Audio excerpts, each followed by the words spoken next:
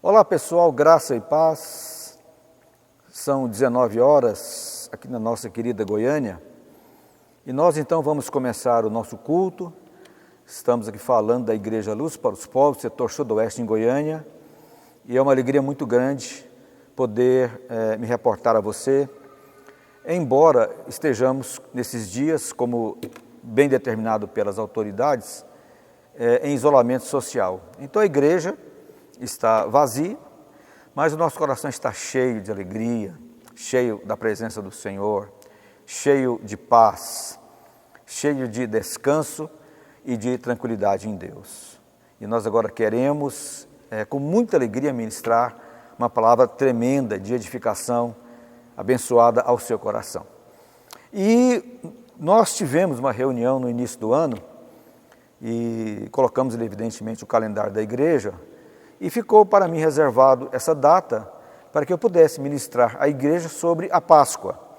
Acredito eu que praticamente todos os pastores do Brasil, de modo geral, as igrejas de maneira geral, todas elas estão falando desse tema, né? A Páscoa. E eu gostaria então de me unir a eles e poder ministrar ao seu coração o sentido dessa festa, dessa comemoração chamada Páscoa. Porque às vezes existem algumas situações que a gente coloca como sendo anormais, né, em relação ao verdadeiro sentido desse tema tão importante, que a gente gostaria, claro, de prestar um esclarecimento e também passar para a igreja qual é o verdadeiro sentido da Páscoa. Porque a gente vê que há todo um lado que envolve situações um tanto quanto lendárias, né, um tanto quanto assim falaciosas. Muito embora eu não tenha nada contra, evidentemente, a tudo isso, em se tratando daquilo que é a normalidade das pessoas, né? Todas elas gostam de comprar o ovo de Páscoa, esse ovo é de chocolate normalmente, né? E depois no domingo leva isso para as crianças, normalmente é para as crianças. Não tenho nada contra isso, isso é perfeitamente compreensível, só que isso não tem nenhuma sustentação bíblica, para ser bem franco com você. Não estou querendo, evidentemente, dar uma aqui de radical, de religioso, algo farisaico, nada disso não, mas não tem nada a ver com a palavra de Deus. E eu gostaria então que você prestasse muita atenção, que você tivesse com o seu coração voltado para a verdade, porque uma das coisas que a gente mais vê na palavra, quando você conhece a palavra, é que a palavra te liberta, né? Ela te liberta de conceitos, especialmente conceitos falsos, conceitos que às vezes ficam aí atingindo todo um povo, uma nação, e depois essas pessoas ignoram, né, os verdadeiros fatos, e fica aquela coisa um tanto quanto ilusória. Mas eu não quero ser um desmancha-prazer, não quero ser uma pessoa que fique aí criando algum tipo de embaraço para ninguém. Eu só quero dizer para você, nesse culto especialmente, qual é o verdadeiro sentido da Páscoa. O que é Páscoa? Não é? Realmente isso tem lastro bíblico? Isso tem alguma coisa a ver com a nossa fé, com o nosso coração? Bom, aí sim, aí tem muita coisa a ver com o nosso coração, tem muito a ver com o nosso modo de pensar a palavra, de recebermos a aplicação da palavra, aí sim, aí é outro mundo, aí é outra seara, aí é outro lugar onde você vai ter um coração assim voltado para uma reflexão bem profunda, porque ela tem muito a ver com a Bíblia, tem muito a ver com o Velho Testamento principalmente, e principalmente a ver com o Senhor Jesus. Então aqui no livro de 1 Coríntios, capítulo 5, verso 7, fala assim: lançai fora o velho fermento, para que sejais nova massa, como sois de fato sem fermento, pois também Cristo, nosso Cordeiro Pascal, foi imolado. Por isso celebramos a festa, não com o velho fermento, nem com o fermento da maldade e da malícia, e sim com os asmos da sinceridade e da verdade. Então, só nesse texto aqui, o apóstolo Paulo já coloca vários pontos referentes ao Velho Testamento. Por exemplo, ele coloca a palavra Páscoa, né? Coloca a palavra fermento e a palavra ázimo. Tudo isso tem a ver com a Páscoa verdadeiramente. Então, primeiramente, meus irmãos, é muito importante frisar que essa festa, essa comemoração, ela não teve fundamento cristão. Ela nunca foi uma iniciação do cristianismo. Não há nenhum relato na história da igreja de que a igreja cristã comemorava a Páscoa. Nenhum relato, até porque era uma festa judaica. Ela é fundamentalmente judaica. Não existe nenhuma relação da Páscoa com relação a um outro povo daquela época, seja o povo assírio, seja o povo do Egito, seja o povo da Mesopotâmia. Todos aqueles povos ali da época de Israel não tiveram a menor ideia de que seria a palavra Páscoa ou que seja Páscoa. É uma festa tipicamente judaica. Então, ela aconteceu por quê? Como que ela surgiu? Ela surgiu quando Israel estava no cativeiro do Egito. Nós sabemos muito bem essa história, como ela aconteceu. E Deus, então, com a sua mão forte, libertou o povo de Israel da terra do Egito, ou do tacão dos egípcios. E ali, esse povo, durante 400 anos, esperava essa libertação. Porque o Egito tinha Israel como sendo uma mão de obra barata, uma mão de obra que não tinha, evidentemente, gasto nenhum.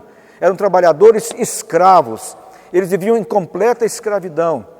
E, inclusive, em determinada situação, tal era a pressão da escravidão que aumentou-se ainda mais por parte de Faraó a produção de tijolos que eles faziam. Então, nós vemos ali uma pressão, nós vemos ali uma incidência terrível do Egito sobre a nação de Israel, e eles oravam a Deus, até que um dia Deus mandou 2 pessoas para começar o processo de libertação, Moisés e Arão. Então eles chegam diante de Faraó e dizem: olha, o meu povo vai sair do Egito. Faraó endureceu o coração, como você sabe muito bem a história. Ao final, Deus coloca a 10ª e última praga sobre os egípcios, que era a morte dos primogênitos. E nessa questão, Deus havia determinado assim, que quando viesse o anjo da morte, quando viesse o espírito de morte sobre aquele lugar, quem estivesse numa casa, que seriam os hebreus, quem estivesse na casa, e nessa casa deveria antes ser colocado o sangue do cordeiro, o sangue do animal, que é um cordeiro, sobre os umbrais, sobre a janela, e na hora que o anjo da morte, que fosse atacar cada casa do Egito, mas se tivesse ali o sinal do sangue, ele não entraria, ele não podia entrar, porque o sangue era o sinal da proteção de Deus sobre cada casa que tivesse ali um primogênito, e esse primogênito iria morrer, não apenas dos homens, como também dos animais. Então, a história acontece, isso a partir do capítulo 12 do livro de Êxodo. Então, vem sobre aquela nação essa terrível mortandade. E o que acontece? Acontece que na hora que o anjo chegou e foi matando ali criança sobre criança, inclusive, evidentemente, repito, os filhotes dos animais, morrendo todo mundo, mas na hora que o anjo chegava numa casa que tivesse o sinal do sangue, ele não entrava. Ele não tinha força para entrar. Ele não tinha autoridade para entrar, ele não tinha autorização para entrar, porque ali havia uma ordem de Deus que não se podia entrar naquele local que tivesse o sangue. Então, a palavra Páscoa deriva disso aí, que a palavra Páscoa, o Pessach, é Pessach em hebraico, quer dizer passar por cima. Alguns entendem que seria atravessar, mas a expressão atravessar, ela não se coaduna com o texto bíblico na sua melhor face. Então é passar por cima. Então a festa da Páscoa é o anjo da morte passou por cima, ele saltou, ele pulou a casa onde tivesse o sinal do sangue. Ele não podia entrar, ele não tinha autorização para entrar, como disse para você agora há pouco. Então isso é a palavra Páscoa, ou seja, passar por cima. Então a morte não encontrou ali aqueles primogênitos, a morte não atingiu ninguém que estivesse debaixo daquela casa. Isso, resumidamente, é a festa da Páscoa. Quando os judeus hoje celebram a Páscoa, nesse ano, ela começou no dia 8 agora de abril e vai até o dia 15, é assim a Páscoa dos judeus. Eles têm uma janta, um jantar chamado Seder. E nesse jantar são colocados pelo menos 3 tipos de elementos. Isso acontece até hoje. É colocado o quê? É colocado o pão ázimo, são colocadas as ervas amargas e também é colocada a carne assada do cordeiro com um pedaço de osso. Não é apenas colocado a carne, sem nenhum tipo de estrutura em volta. É colocada também o osso. Aí que você vê o texto aqui que o apóstolo Paulo fala, que a nossa Páscoa tem que ser sem fermento. Ou seja, o pão ázimo é o pão sem fermento. Então tinha que ter o pão sem fermento, tinha que ter as ervas amargas e tinha que ter, evidentemente, o pedaço da carne de cordeiro com o osso. Muito bem, o pão ázimo simboliza o quê? Simboliza que na nossa vida, ou na vida do judeu, não deve haver maldade, malícia, e nem prostituição, e nem adultério, e nada disso. Nosso coração tem que ser um coração sem malícia. Nosso coração tem que ser um coração puro. Então isso aponta para o pão sem fermento. Depois nós vemos a questão das ervas amargas. Por que havia ali, no ceder, no jantar, a presença nos pratos das ervas amargas? Para o povo se lembrar até hoje que a escravidão foi muito dura, foi muito difícil. Ali foram momentos de muito choro. Muitos nem sequer viram o povo ser liberto. Segundo os estudiosos, mais ou menos cerca de 1.200.000 pessoas aproximadamente saíram da terra do Egito, da direção da terra de Canaã, por ordem de Deus, por mandado de Deus, que Faraó não tinha como segurar o poder de Deus. O Egito aponta para o mundo, isso evidentemente profeticamente, né? Faraó aponta para o diabo e a escravidão aponta para aquilo que era aplicado sobre aqueles pobres trabalhadores, não ganhavam talvez ali um pedaço de pão à noite, porque trabalhavam de graça, a ração era limitadíssima e o Egito ele se aviltou muito, ele se enriqueceu muito através, infelizmente, desse trabalho escravo do povo judeu. Mas Deus tirou esse povo pela sua graça, pelo seu poder e pela sua misericórdia. Então, meus irmãos, quando se fala então das ervas amargas, quer dizer que aquele povo perdeu ali, teve muitas situações de dor, eles perderam a alegria, eles perderam a satisfação, muita angústia, muita depressão, muitos problemas, etc. Então são as ervas amargas. Toda pessoa escrava, ele tem um coração amargo. Toda pessoa escrava, ele tem um coração cheio de depressão, cheio de coisas ruins, negativas dentro dele. E o cordeiro com osso aponta para Jesus. Nós vemos, tanto no livro de Mateus e também no livro de João, né? E ali no livro de João, especialmente, né? Yohanan, né? João Batista, ele fala assim: eis aí o Cordeiro de Deus, aquele que tira o pecado do mundo. Só que ali está um homem, Jesus se apresentou para ser batizado, é um homem, mas João Batista fala assim: Yohanan, esse é o Cordeiro de Deus, aquele que tira o pecado do mundo. Então você se remete logicamente a esse texto de Êxodo, que era carne de cordeiro e um pedaço do osso. Por que o osso, irmãos? Porque o osso na Bíblia aponta para a ressurreição. O cordeiro iria ser morto, mas ele iria também ressurgir. O osso aponta para a ressurreição. Você pode ver que na hora que os soldados foram quebrar as pernas dos crucificados, isso era o modus operandi, a maneira pela qual isso acontecia com os crucificados naquela época. A perna de Jesus não foi quebrada nenhum dos seus ossos. Isso, inclusive, é um texto messiânico do Velho Testamento sobre Jesus. Nenhum dos seus ossos seria quebrado. Então, o que aconteceu? Não houve ali aquela pancada na perna do crucificado, como era normal, dentro daquele castigo romano. A crucificação veio dos persas, depois os romanos tomaram para eles mesmos essa modalidade, né, de tão dura morte que era a crucificação. E ali naquele momento que eles não passam, digamos, o bastão ou a marreta, que for ali o objeto contundente, na perna do Senhor Jesus, porque os seus ossos não foram quebrados. E osso aponta para a eternidade, osso aponta para a vida eterna, para a ressurreição. É por isso que o cordeiro era com osso, porque era carne junto com o osso. Até hoje os judeus comem o seu seder, o seu jantar, dessa forma. Eles também colocam outros utilitários ali, mas são mandamentos de homens e não tem assim maiores representações bíblicas, a não ser estas três que eu citei para você. Em segundo lugar, meus irmãos, uma vez dito que a Páscoa, ele foi uma festa judaica, tipicamente judaica, como que ela chegou no cristianismo? Ou como que ela chegou em Cristo?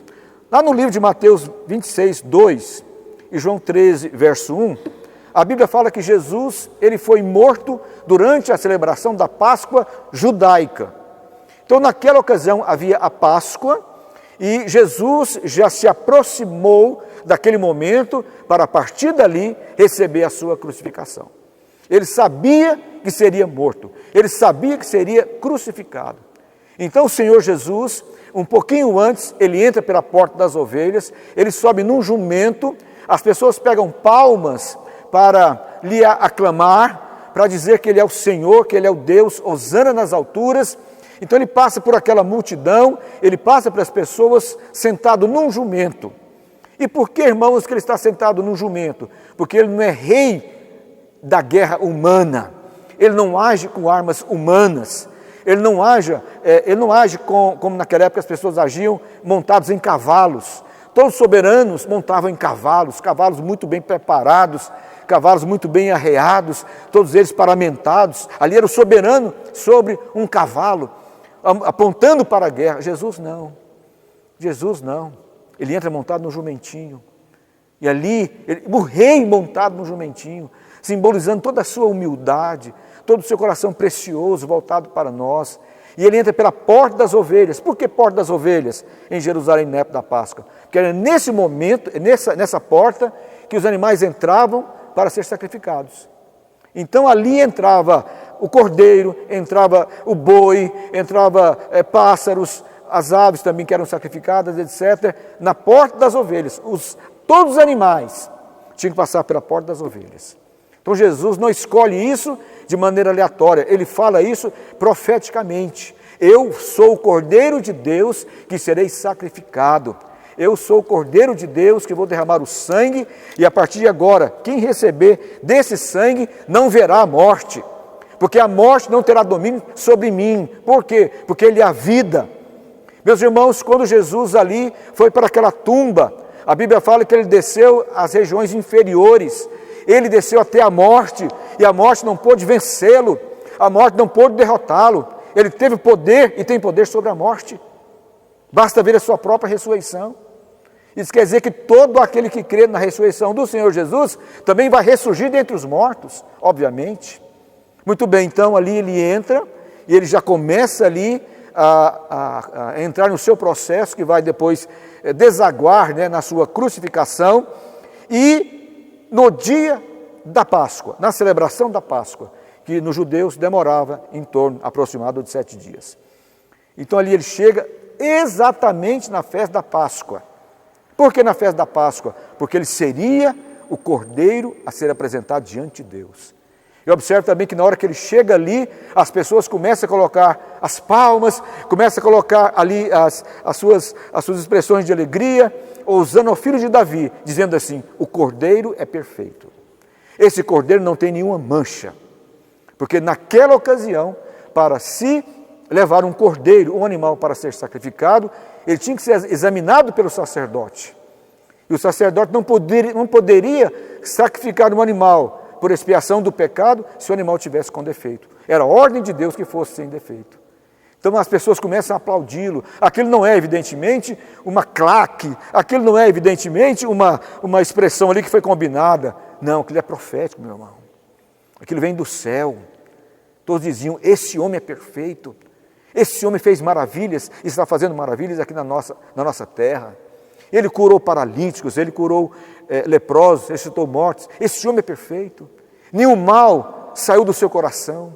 Nenhuma palavra de pecado saiu da sua boca. Nenhuma maldade saiu da sua boca. O homem perfeito. Isso diziam as pessoas através desse momento do Hosana, e também no momento que ele é levado para os sacerdotes, e não viam culpa nele, então diziam assim: não, esse homem não tem culpa nenhuma. Aí mandava para um, mandava para outro, mandava para um, mandava para outro. E nenhum deles viu culpa no Senhor Jesus. Nenhum deles viu defeito no Senhor Jesus. Então, a partir daí, a gente começa então a fazer essa aplicação profética para o cristianismo. Mas, repito, ela tem um fundamento todo judaico. Aí no cristianismo, a gente vê o seguinte: lá no livro de Colossenses, capítulo 1, verso 20, Colossenses, capítulo 1, verso 20, está escrito dessa forma, Colossenses, capítulo 1, verso 20. E que, havendo feito a paz pelo sangue da sua cruz, por meio dele, reconciliasse consigo mesmo todas as coisas, quer sobre a terra, quer nos céus. E vós outros também, que outrora éreis estranhos e inimigos do entendimento pelas vossas obras malignas. Agora, porém, vos reconciliou no sangue e no corpo da sua carne, mediante a sua morte, para apresentar-vos perante ele santos, inculpáveis e irrepreensíveis. Então aqui nós já começamos a pegar essa aplicação sobre a morte de Jesus, sobre a cruz de Jesus, o sangue derramado na cruz e essa reconciliação que ele fez através do seu sangue. Então, a partir dali, o que aconteceu? Toda a nossa obra má foi destruída. Toda a nossa vida pregressa foi destruída. Deus, em Cristo Jesus, nos reconciliou com o céu. Não existe mais nenhuma condenação para nós. Isso é obra da graça do Senhor. Favor imerecido do Senhor. Então, aqui nós já vemos uma completa correlação a respeito disso. Aqui no livro de Romanos, Romanos capítulo 8, verso 1, Romanos, capítulo 8, verso 1, está escrito assim: agora, porém, já nenhuma condenação há para os que estão em Cristo Jesus. Essa expressão estar em Cristo Jesus é como se eu pegar aqui essa Bíblia e eu colocar dentro dessa Bíblia este papel e depois fechar a Bíblia. Então, esse papel está dentro da Bíblia, ele está em Bíblia. Então, assim como eu e você, um dia nós que recebemos o perdão através desse sangue, confessamos os nossos pecados diante de Deus, nos arrependemos deles, estamos agora em Cristo, estamos dentro dele, protegidos por ele, guardados por ele, e não apenas guardados do ponto de vista de uma segurança no dia a dia, com relação aos homens, mas guardados da morte, guardados da derrota, guardados de nunca mais irmos para o inferno. Meu amado irmão, você que agora é de Jesus, o inferno para você é uma impossibilidade. É impossível você ir para o inferno. Por quê? Porque agora você nasceu em Cristo de Deus, você está dentro da vida, dentro do Senhor Jesus. Então, meus irmãos, aí agora sim, nós vemos toda uma correlação a respeito de Páscoa. Porque no momento ali daquela festa, nesse momento aconteceu junto com a festa, o que? A morte e a ressurreição do Senhor. Então, nesse momento que nós estamos agora falando sobre Páscoa, não se trata de uma festa, onde a gente vai ali falar do coelhinho, né, e falar do ovinho da Páscoa. Não que seja errado, não é errado, irmãos, por favor, não me entendam mal. Não tenho nada contra isso. Mas se trata de quê? De uma coisa anacrônica. O que é uma coisa anacrônica? É algo falado fora do seu tempo. Então a Páscoa do Senhor Jesus não tem nada a ver com esses aspectos, não que eles sejam comerciais, tudo bem que sejam comerciais, que vendam bastante ovos de Páscoa, eu também não tenho nada contra isso, me refiro à questão da parte que envolve o conhecimento da palavra. Isso a Bíblia fala que todo cristão deve ter, conhecimento da Bíblia Sagrada, não conhecimento acadêmico ou teológico, mas conhecimento de você ler, de você estudar, de você ter fome e sede para conhecer o coração do Senhor. Porque nós estaríamos sendo o pior dos mentirosos se nós falássemos que a Páscoa tem coelho, tem ovo de chocolate e tem essas coisas aí. Não tem, não tem. Inclusive na minha época de menino era muito comum no sábado, chamado sábado de aleluia, né? As pessoas pegaram um boneco, colocavam o nome dele de Judas, Iscariotes, né? E saíam batendo nele com um cabo de vassoura, um boneco feito lá de palha, saía batendo nele com um cabo de vassoura, depois queimava. Tudo isso não tem a menor importância para Deus. A menor importância para Deus, porque o foco não é o boneco do Judas sendo queimado, o foco também não é o ovo, o foco também não é o coelho, o foco é o sangue derramado de Cristo. O foco é a obra perfeita de Cristo. O foco é aquilo que Deus fez por nós lá na cruz. E primeira coisa que a gente vê de correspondência com o Egito é a libertação. Ele nos libertou do império da morte, diz lá no livro de Colossenses. Nos tirou do império das trevas e nos transportou para o seu reino, que é o reino da luz. Sabe o que é isso? Tirar você do Egito. O Egito hoje sei que é uma nação como uma outra qualquer, igual a China, igual ao Brasil, igual a Bulgária, igual a Bélgica, qualquer nação. Mas me refiro à questão espiritual. O povo ali estava massacrado, o povo ali estava escravizado.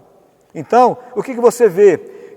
eles foram tirados da escravidão e foram libertos na direção da terra de Canaã. Então, meu irmão, se Deus te tirou do Egito, se Deus te tirou das trevas, nada mais será capaz de te prender. Se um dia Deus te libertou, não existe nada nesse mundo que será capaz de te prender. Nada. Porque aquilo que era de mais importante, Ele tirou de nós. O jugo dos demônios sobre nós. O jugo de Satanás sobre nós. Quantas pessoas subjugadas pelos demônios, pessoas que não têm paz no coração, pessoas que vivem em busca de religiões. Meu irmão, o cristianismo não é uma religião, porque toda religião é baseada numa ideia, e Cristo não é uma ideia. Cristo não é uma ideia, meu irmão. Cristo, Ele é uma manifestação de Deus, um ato de Deus em favor dos pecadores. Ele não é uma ideia. Então a Páscoa não pode ser discutida nem em ambiente filosófico, nem acadêmico, porque você só entende isso por revelação à luz da palavra de Deus. É Deus que te mostra a verdade da Páscoa. Então, meus amados, quando você vê, né, a beleza ali da graça do Senhor, não é? Uma vez eu estava lendo um texto sobre aquele hino tão lindo que é cantado no mundo inteiro, né? Maravilhosa Graça. Ela em inglês é Amazing Grace, maravilhosa graça. A pessoa fala assim nas suas estrofes. Eu era cego e agora vejo. Então isso seria, de maneira sucinta, o que é a graça. Deus te tirando a cegueira. Deus te libertando de uma ignorância. Porque, meu irmão, não compensa você viver na terra em cima de ilusões, em cima de coisas que não vão te acrescentar em nada. O que é importante na Páscoa? É importante na Páscoa você destacar, você observar que Jesus, Ele ressuscitou dentre os mortos. Porque a Páscoa começou, se a gente pegasse dentro do ponto de vista judaico, na sexta-feira. Hoje é chamado domingo da ressurreição. Então, não se trata de uma festa religiosa, que seria uma ideia. Irmãos, o cristianismo, repito, não é uma ideia, nunca foi uma ideia. Foi uma entrega, uma manifestação de Deus lá do céu, te mandando um presente. Que presente é esse? A vida eterna em Cristo. Como Ele mesmo fala em João 17. Você deve crer em Deus e crer em mim, porque tanto Deus quanto eu, nós somos a vida eterna. Credes em Deus e crede também em mim. Então, meus irmãos, não estou aqui sendo radical, não quero ser radical, eu quero simplesmente te ensinar alguma coisa útil. Te ensinar alguma coisa que vale a pena você seguir. Porque chega de acreditar em Papai Noel, sabe? Chega de acreditar em fada da madrinha, chega de acreditar em chapeuzinho vermelho e tal. Nós temos que ver a vida como ela é. A vida como está diante de nós, inclusive, nos dias que estamos vivendo aqui agora.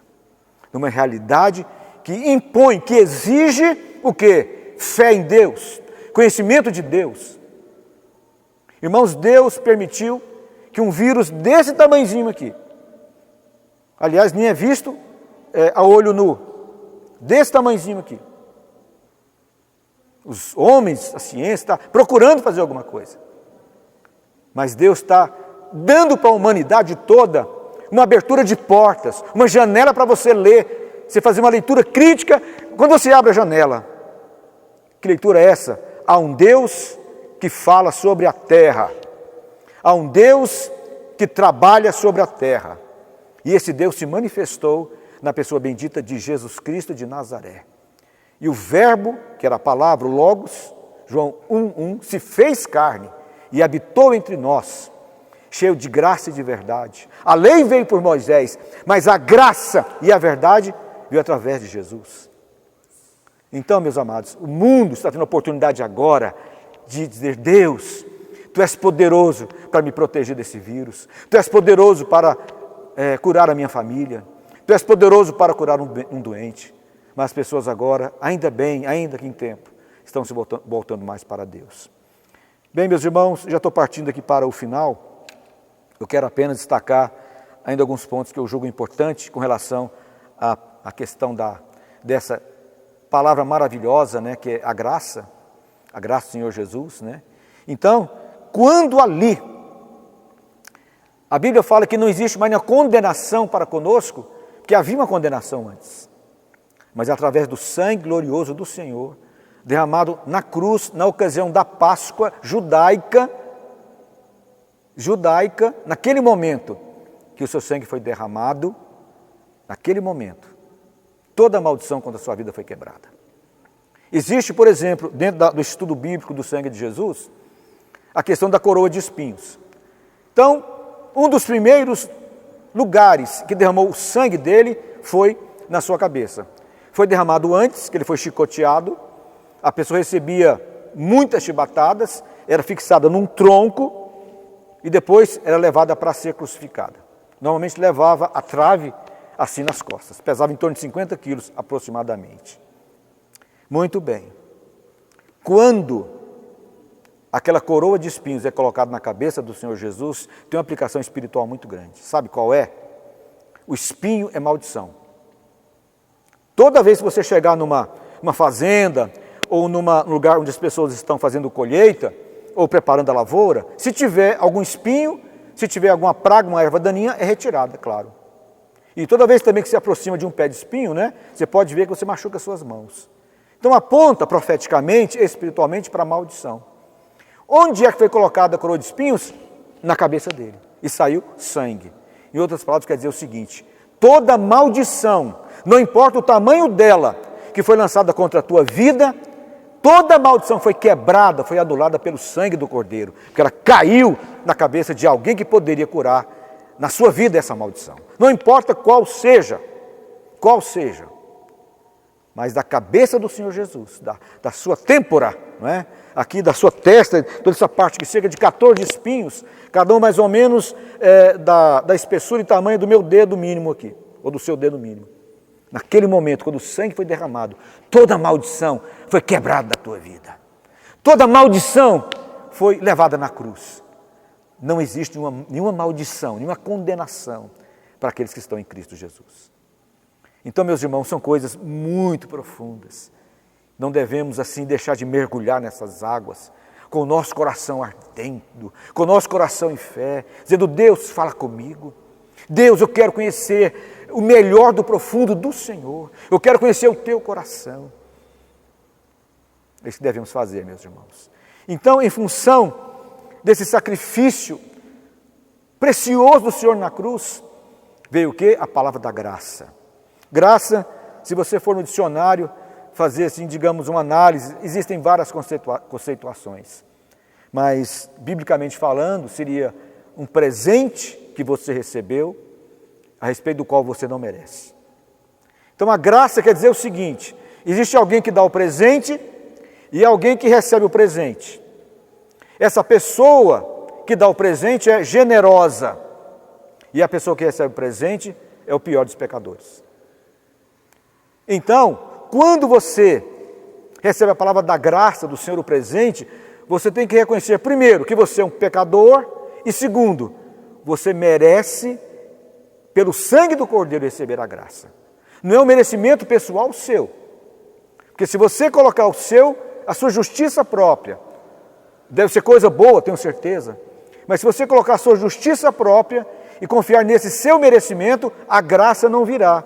Que você já tem algo a apresentar diante de Deus, que é a sua justiça própria. Não estou dizendo que é errado tê-la, estou dizendo que ela não pode ser comparada com a graça. É por isso que ela não resolve muita coisa. Então, o que você pode produzir como um ser humano é muito bom, você fazer as coisas, não tem nada de errado com relação a isso, mas tem que ser obra da fé, e não obra para se salvar.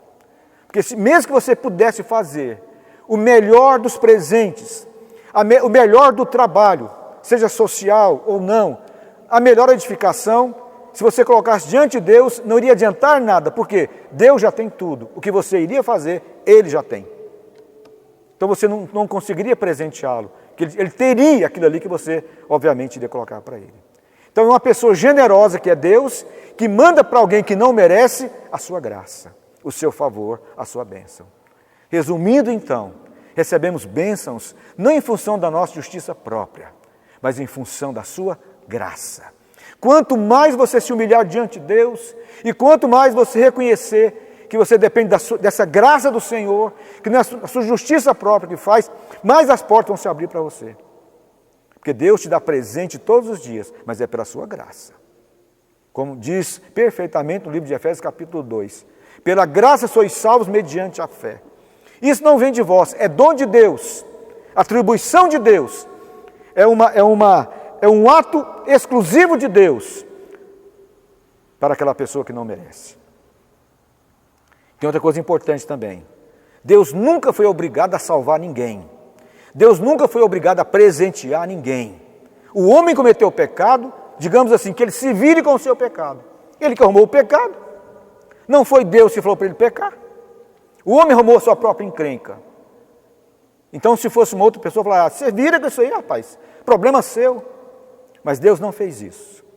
Na sua misericórdia, Ele derramou sobre nós a sua graça, dizendo assim, eu vou salvar o homem, porque o homem está no beco sem saída. O homem está se afogando e não tem ninguém que possa sequer jogar uma boia, jogar um pedaço de isopor, alguma coisa assim para ele se salvar. Não tem. Aí o que Deus fez na sua graça? Ele planejou o plano da salvação. Ele mesmo veio em forma de homem para tirar o homem do poço do pecado, na pessoa de Cristo. Então ninguém merece a salvação. Deus nos deu pela sua graça. Deus nos deu por causa do seu amor. Porque quem arrumou a encrenca foi o homem, não foi Deus. Ele nos dá porque Ele nos ama. Porque Deus amou o mundo de tal maneira, diz João no capítulo 3, que deu para nós o seu Filho. Então Jesus é a graça de Deus. Você deve agora abraçar essa graça. Dizer, Senhor, eu quero para mim essa graça. Senhor, eu quero para mim o seu perdão. E lança fora toda essa maldição de andar em justiça própria. Por quê? Porque você vai ser uma pessoa meramente religiosa. Você vai querer você vai querer agradar a Deus por aquilo que você faz, não por aquilo que já foi feito.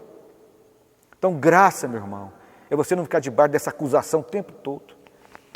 Se você ora muito, você se sente acusado. Se você faz as coisas de Deus, ainda se sente acusado. Parece que sempre pesa sobre você uma acusação sem fim. Acusação sobre a sua cabeça. Você nunca tem paz. Mesmo querendo fazer tudo para Deus. Você faz caminhada e volta, e faz caminhada e volta, e anda aqui, ali, e fica ainda acusado. Tipo assim, Deus parece que nunca se satisfaz com o meu trabalho. E é verdade. Porque o único trabalho que satisfez a Deus foi o trabalho de Cristo. Não que o seu seja ruim, mas o trabalho do Senhor é aquilo que é superior a tudo. Deus está acima de tudo e de todos, inclusive no seu plano da salvação. Se fosse para o homem se salvar pela sua própria justiça, bastaria Deus pegar um megafone bem grande lá no céu e dizer assim, olha, todo mundo a partir de agora está salvo por aquilo que você faz. Como pensam os muçulmanos, como pensam o pessoal que serve a religião de Zoroastro, os que pensam como Confúcio, etc, etc, etc. Aí você vê a total incoerência, porque se Jesus não nos salvasse pela sua graça, e se a obra de Cristo não fosse pela sua graça, ele não poderia nem vir aqui na terra, nem teria sentido a sua vinda. Mas se ele veio, que existe uma palavra a ser dada. Qual é a palavra? Fé unicamente na pessoa de Jesus. Aliás, meu irmão, a única, eu diria a palavra religião aqui, não é que eu quero usar não, mas para você entender. A única religião que fala de salvação pela graça é só o cristianismo. Todas as demais falam que tem que ser por obras humanas. Elas são erradas? Não, repito para você, não são erradas. Mas elas não podem presentear a Deus, porque por melhor que você faça alguma coisa, Ele já tem. Então seria algo inútil, algo sem nenhuma relevância. Agora, a graça de Deus você não tem, mas você pode ter agora. Basta você reconhecer Jesus como Senhor e Salvador. Aí a graça de Deus vai se derramar sobre a sua vida. Não é porque eu mereço nada, mas porque o Senhor Jesus é que é digno, que é merecedor de toda a honra, de toda a glória e de todo louvor. Então, meus irmãos, já chegando aqui para o final, em 1 Pedro 1, verso 18, fala que Ele nos libertou pelo seu sangue. A palavra da graça começa por isso, libertação dos nossos pecados pelo seu sangue. Ou seja, o sacrifício do Senhor pelo seu sangue nos libertou do jugo do pecado que nós éramos escravos. Então, o sangue de Jesus, ele tem um poder maravilhoso. Além de perdoar você do pecado, ele também te liberta do poder do pecado. Você pode ter uma vida santa, uma vida cristalina, uma vida pura diante dele, mesmo nesse mundo tão cheio de pecados, ignorâncias e conceitos humanos tão variados que temos aí. Mas você tem que confiar na palavra certa. Qual a palavra certa? O Senhor Jesus, pelo seu sangue, nos libertou do império das trevas, nos libertou da condenação eterna e nos libertou do poder do pecado. Segunda coisa importante, quando recebemos pela fé a aplicação do sangue de Cristo, o nosso pecado é perdoado e retirado.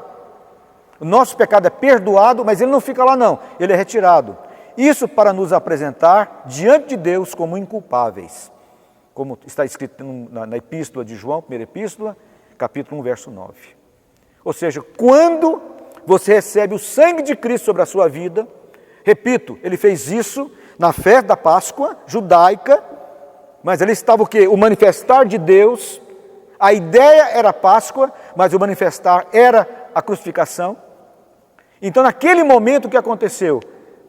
Pelo derramar do sangue do Senhor, eu agora estou diante dele como inculpável, como alguém que não tem mais culpa, alguém irrepreensível, alguém não pode mais ser repreendido e nem condenado. Isso é maravilhoso demais, porque essa aplicação do sangue é gloriosa e verdadeira sobre cada cristão que recebe e aceita. Porque a graça de Deus, quando você recebe um presente que você não merece, você não tem palavras para falar diante de Deus, nada, a não ser agradecer. Você vai falar o quê? Não, eu tenho também aqui algo parecido para te dar também, Senhor. Muito obrigado pelo presente, mas eu quero te dar outro também. Qual que você daria para ele? Aí nós temos um Deus santo e um pecador. Um Deus que tem vida e um pecador que tem morte. Um Deus que tem toda a unção e um pecador que está totalmente desprotegido. Um Deus que tem toda a palavra de poder e um pecador fraco. O que é que você poderia dar para ele como presente? Nada. A resposta é essa, nada. Mas ele, pela sua graça, nos abençoou. Estamos agora imersos nessa graça. Lá no livro de Romanos, capítulo 3, verso 24, está escrito assim, olha que coisa tremenda. Romanos, capítulo 3, verso 24. Sendo justificados gratuitamente por sua graça, mediante a redenção que há em Cristo Jesus, a quem Deus propôs no seu sangue como propiciação mediante a fé, para manifestar a sua justiça, por ter Deus na sua tolerância deixado impunes os pecados anteriormente cometidos. Então, olha que texto tremendo. Fomos justificados gratuitamente por sua graça. Aliás, uma das expressões sinônimas do português, graça, é como sendo algo gratuito. Pega um pouquinho lá assim, do lado, meio assim de resvalando. Mas graça é um presente que você recebe de alguém a respeito do qual você não merece receber. Isso é graça de Deus. Então aqui fala que ele, pelo seu sangue glorioso, manifestou a sua justiça. Não é justiça sua, é justiça dele, essa sua é dele. Então, o sangue do Senhor Jesus te justificou de todo tipo de pecado e condenação. Você é uma pessoa agora vista como justa diante de Deus. É como se você agora fosse para um tribunal e você é um réu e é culpado, e alguém chegasse no seu lugar e assumisse a sua culpa, você estaria liberado. Então você foi justificado pela ação daquela outra pessoa que entrou no seu lugar para cumprir aquela pena. Depois nós vemos também em Tito 2, verso 11, epístola de Paulo, a Tito, capítulo 2, verso 11, que está escrito assim: porquanto a graça de Deus se manifestou salvadora a todos os homens. A graça de Deus se mostrou salvadora a todos os homens. Quer dizer, o sangue do Senhor, a graça do Senhor alcança todos os homens, inclusive a nação de Israel. Se você me perguntar assim, Israel será salvo através de quê? Israel será salvo, como todo mundo é salvo hoje, através do sangue de Jesus. Através do sangue de Jesus. Todos serão salvos. O povo de Israel, o povo da Síria, o povo da Alemanha, qualquer lugar. Brasileiro, todos só podem ser salvos através do sangue de Jesus. Depois nós vemos Hebreus, capítulo 4, Hebreus, capítulo 4, do versículo 14 ao 16. Hebreus, capítulo 4, do versículo 14 ao 16, que diz assim: Tendo, pois, a Jesus, o Filho de Deus, como grande sumo sacerdote, que penetrou os céus, conservemos firmes a nossa confissão. Porque não temos sumo sacerdote que possa compadecer-se das nossas fraquezas. Antes ele foi tentado em todas as coisas, à nossa semelhança, mas sem pecado. Acheguemo-nos, portanto, confiadamente junto ao trono da graça, a fim de recebermos misericórdia e acharmos graça para socorro em ocasião oportuna. Olha que texto tremendo. Aqui quem está escrevendo aos Hebreus, muitas pessoas falam que foi o apóstolo Paulo, mas não há consenso sobre isso. Não tem o nome do autor na carta aos Hebreus, mas quem escreveu de modo tremendo, dizendo a respeito do seguinte, que nós podemos chegar de maneira confiada diante dele. Porque quando você ora a Deus em função da graça é uma coisa, e quando você ora a Deus em função da condenação é outra coisa. Então você vê Deus te ouvindo, Deus te acolhendo, que você só confia na misericórdia do Senhor e na sua graça, é claro. Então, meus irmãos, quero dizer para vocês que nesse encerramento, eu queria falar de muitas coisas aqui, mas só me restam ainda 10 minutos, dizer para você o seguinte: quando a Bíblia fala que a gente não vive agora pela lei, mas pela graça, entenda que essa lei não é a lei do Brasil, não. Então eu vou desprezar a lei do Brasil, não, é a lei de Moisés que era aplicada ao povo judeu. Então, na lei de Moisés diz que você deveria ser punido, mas a graça fala que Jesus foi punido em nosso lugar. A lei fala, seja punido.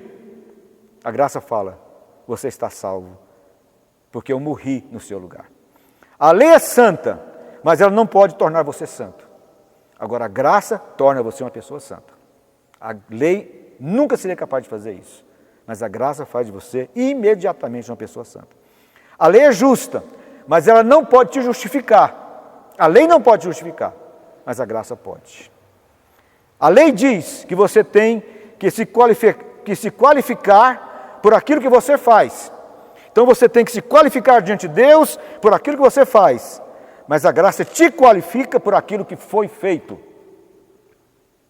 A graça te qualifica por aquilo que foi feito.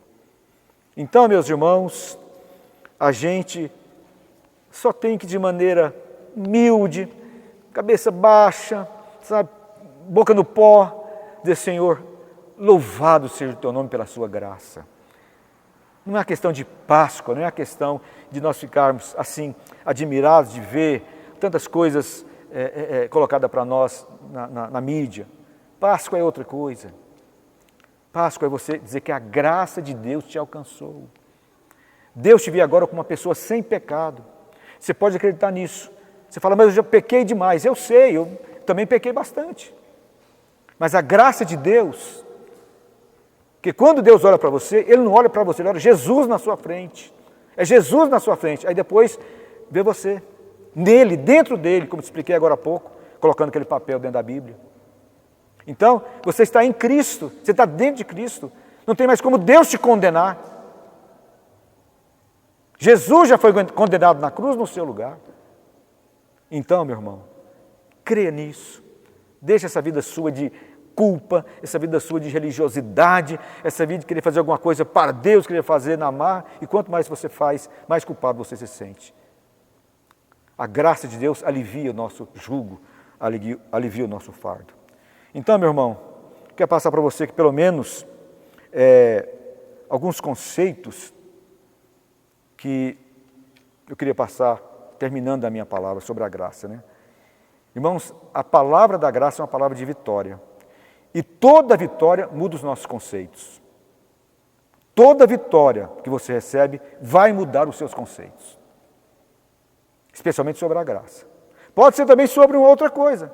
Se um dia, por exemplo, você estava orando para ter uma experiência com Deus sobrenatural, Se um dia você estava orando por um determinado assunto, uma vitória que você obteve pela oração, aquela vitória vai mudar os seus conceitos, totalmente. Então, toda palavra de vitória muda os nossos conceitos. E a palavra de vitória maior que podemos receber é a palavra da graça. Fui perdoado por Deus, não tenho mais culpa e nenhuma condenação. Vou morar no céu, pela sua misericórdia, pelo seu poder e pela sua graça. Porque Ele me alcançou do jeito que eu estava. Então Deus te ama do jeito que você é. Você não é uma pessoa perfeita. Perfeita já tem, que é Jesus. Mas Jesus hoje quer entrar no seu coração e perdoar os seus pecados através da palavra da graça. Outro conceito, irmãos, que eu quero passar para você é o seguinte: Jesus não veio ao mundo como uma ideia, mas como a maior manifestação de Deus aqui na terra. Jesus não veio como uma ideia. Vamos fazer ali uma academia para nós podermos entender Jesus. Não, isso aí você vai perder o seu tempo. Existe nos Estados Unidos, na Alemanha, uma escola chamada na Alemanha, escola de Tübingen, e nos Estados Unidos, principalmente, uma teoria sobre a ideia. Essa ideia chama-se o Jesus histórico. Eles tentam estudar o Jesus que viveu na Palestina, mas sem os conceitos bíblicos. Então eles tiram praticamente todos os evangelhos, tudo que está escrito no evangelho, apenas uma letra aqui, uma frase aqui, acolá, e se baseiam, evidentemente, nas manifestações de documentos extra-bíblicos, né? Porque Flávio Josefo, historiador judeu, falou sobre Jesus, sobre Tiago e João Batista. Cornélio Tácitus falou sobre Jesus também, quando disse a questão do incêndio de Roma no seu livro Anais. Nós vemos outros historiadores romanos falando praticamente tudo isso que aconteceu com Jesus, que era uma pessoa completamente desconhecida para o Império Romano. Improvável para o Império Romano. Mas ele depois chegou exatamente em Roma. E ali começou a maior igreja conhecida em todo o mundo naquela época, a igreja em Roma. A igreja que tinha poder, sinais e maravilhas todo dia. Tanto é que Paulo escreve uma epístola para eles, para os romanos, uma epístola linda, uma epístola maravilhosa, uma carta maravilhosa, dando para aquela igreja a sã doutrina. Então, meus irmãos, Deus, quando se manifesta sobre a sua vida, Ele não se manifesta como uma ideia, mas se manifesta como uma manifestação do Senhor. E recebemos isso pela fé. Então, esse Seminário, o Seminário de Jesus, ele é um seminário chamado de crítica liberal, quer dizer, quem ali vai estudar Jesus, tem pessoas que acreditam em Jesus, tem pessoas que não acreditam em Jesus, tem pessoas que acreditam na Bíblia, outras não, mas eles não estão interessados em examinar Jesus do ponto de vista bíblico, dos evangelhos. É o Jesus histórico. Porque querem estudar uma ideia. Sabe o que vai acontecer? Nada. Ficarão tristes, frustrados, ficarão dentro da sua própria caverna intelectual, presos do mesmo jeito. Agora, você só recebe a palavra da graça quando você se entrega de maneira total ao Senhor Jesus. Uma entrega onde você, com consciência absoluta, fala: Senhor, não estou me entregando a uma ideia, estou me entregando a uma pessoa que existiu na face da terra e que quer me salvar. Uma pessoa que me salvou, me entregando inteiramente a Ele, de corpo, alma e espírito. Aí na hora que você faz essa oração, confessando os seus pecados, se arrependendo verdadeiramente, Ele entra na sua vida e você recebe a salvação. Aí você sabe, de uma vez por todas, lá dentro do seu coração, que você está salvo. Que ninguém consegue tirar isso do seu coração. Mesmo que haja zombarias, gozações, mesmo que haja avaliações sobre você das mais diversas, irmão, toda pessoa que caminha ao lado de Deus será criticado. Não tenha dúvidas com relação a isso. Toda pessoa que caminha ao lado de Deus, um dia vai ser zombado. Ora, se cuspiram em Jesus na hora do seu flagelo, se criticaram Jesus, Não vai criticar você também, não? Possivelmente sim. Bem, pessoal, já estamos terminando. Eu, sinceramente, queria falar um pouquinho mais, mas não vai dar.